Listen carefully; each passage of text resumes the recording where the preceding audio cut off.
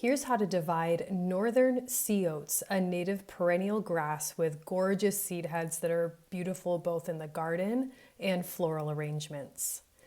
Begin by carefully digging around the clump that you want to divide, a few inches away from the base of the plant. Take care to preserve as much of the root mass as possible.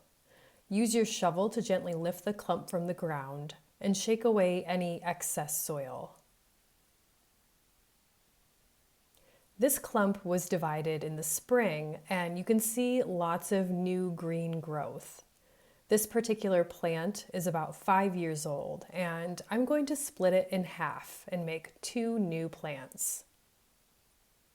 These plants are easily started from seed and can be divided every 2 to 3 years to grow your stock. So taking care not to damage that new growth, use a sharp tool like pruners or clippers to carefully divide the clump into 2 or 3 new sections. You can gently pull the clumps apart as you work. Northern Sea Oats is a perennial that's hardy in zones 5 through 9, and it's an excellent plant to have for both cut flowers and for naturalizing. Okay, so now we have 2 clumps here, 2 new plants. These are our divisions that are ready to be put into the ground. So prepare your planting site by loosening the soil and digging a hole that's about as deep as your plant and twice as wide.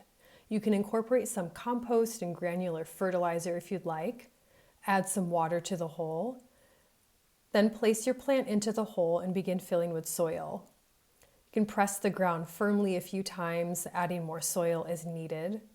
And you want to space your plants about 12 inches apart. Water in your divisions so that you can settle the soil around the roots. At this point, you can also trim away any remaining stems from the previous year's growth. In just a few weeks, your spring divided sea oats will put on a lot of new green growth. And a few months later, you'll have happy plants producing an abundance of stems.